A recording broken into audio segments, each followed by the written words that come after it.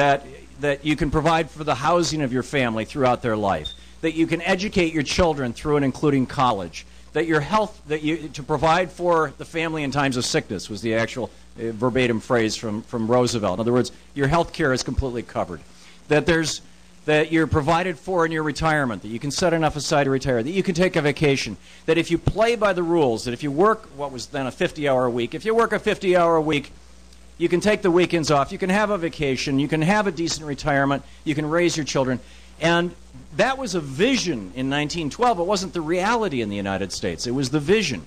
In 1900, at the turn of the century, when Roosevelt became president, more or less, the average income in the United States in today's dollars was a little over $9,000, a little less than $10,000 a year. In today's dollars, we had gone from having an early middle class in America in the 1700s to having a Victorian-style laissez-faire economics system like Charles Dickens wrote about from basically around 1840 until around 1935 that was a small number of very wealthy people, a small mercantile class, the owners of, you know, the butcher, the baker, and the candlestick maker, and a lot of working poor. I mean, you go back and read the stories of the era. You know, look at the movies. You know, Leonardo DiCaprio, The Gangs of New York, all this stuff. And so, what brought about this middle class? What brought about the first middle class in America, the one in the 1770s? What brought about the second middle class in America, the one that peaked in its economic power in the 1970s? And why would anybody want to deconstruct it?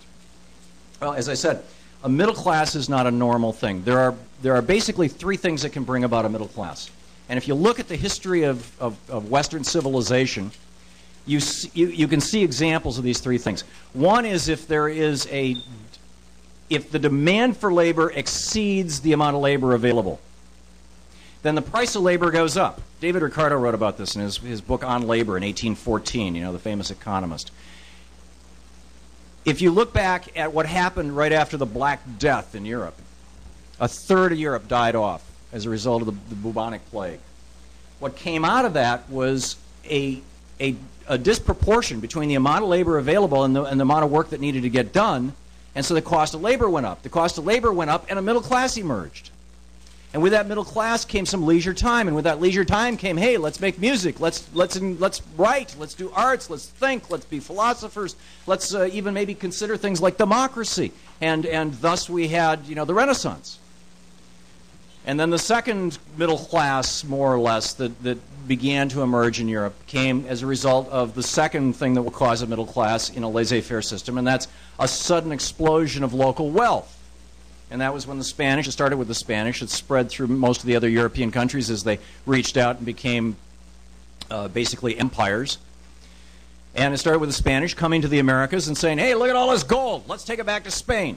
I mean, they were running smelting operations in South America where they were taking mostly funeral relics, but all kinds of stuff. I mean, it was incredibly valuable, and smelting them down to gold bars so that they could pay the 20% tax to the king, and shipping literally, you know, hundreds of tons of gold back to Europe. And what happened? Europe became very wealthy, and then the second middle class emerged. Well, with that, we had the Enlightenment. And you had Rousseau and John Locke and all, you know, all these people saying, hey, wait a minute, maybe there's a better way to live. Again, another middle class. And the middle class was emerging in North America as a result of, by and large, that explosion of sudden wealth that came with killing off all the residents of the area and saying, hey, now it's our land. Right? Well, many of the Native Americans died as a result of disease. The rest were, you know, killed off in genocidal war. And there was this explosion of wealth. The resource versus people ratio changed. So, but that middle class started to fade in the 1820s, 1830s, 1840s, 1850s, when we saw a series of financial panics in 1840 and 1856 and whatnot.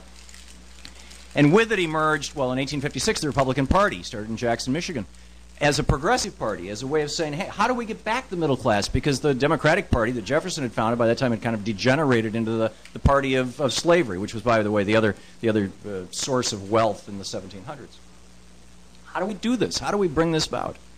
And during Reconstruction, after the Civil War, we had the Grange movement was really the first. You know, the farmers saying, "Hey, wait a minute, we're not going to take this anymore." As the railroad barons were conspiring with the wholesalers to fix the price of grown commodities, and the populist movement, and the progressive movement, and the Wobblies, and the all the pro-union movements, and Joe Hill over in Salt Lake City and whatnot.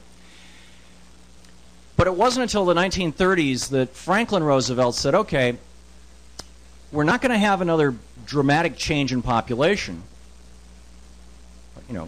and hopefully we won't again, and we're not, we don't see another land that we can conquer and take all their wealth. So is there a third way to create a middle class? And if you go back and you look at much of the writings about Roosevelt and the words of Roosevelt, and I'll share some with you as we wrap this up, he was very much the pragmatist. He said, let's try a bunch of stuff. Some of it may work, some of it may not. The stuff that works we'll do more of. The stuff that doesn't work we'll do less of or we'll get rid of. But let's just try a bunch of things, and let's see if we can bring a middle class out of the Great Depression.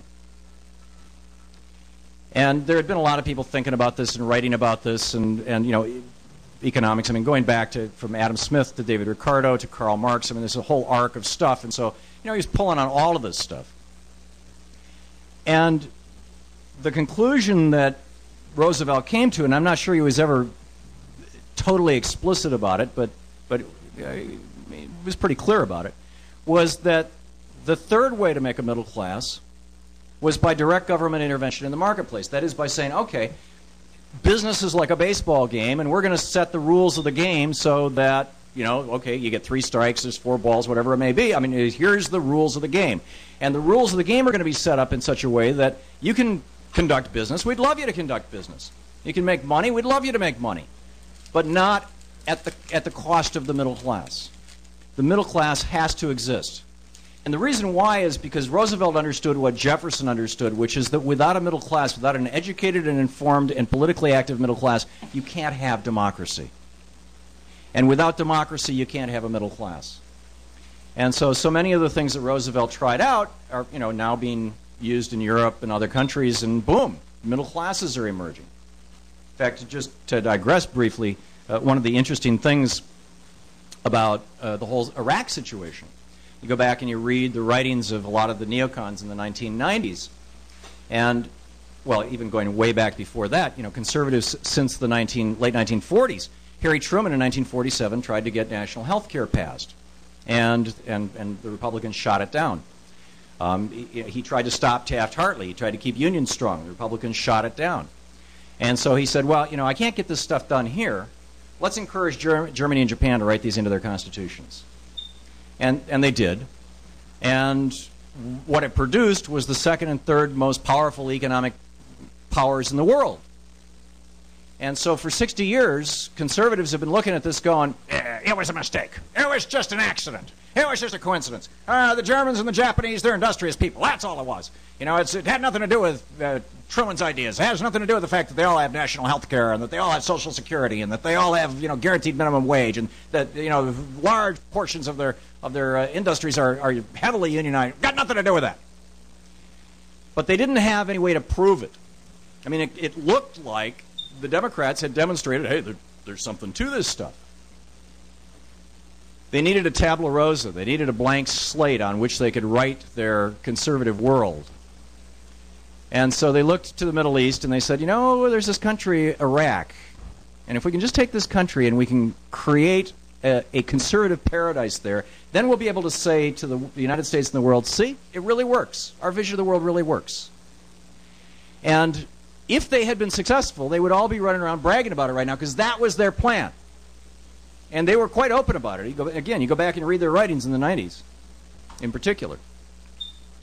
Project for New American Century and all this stuff.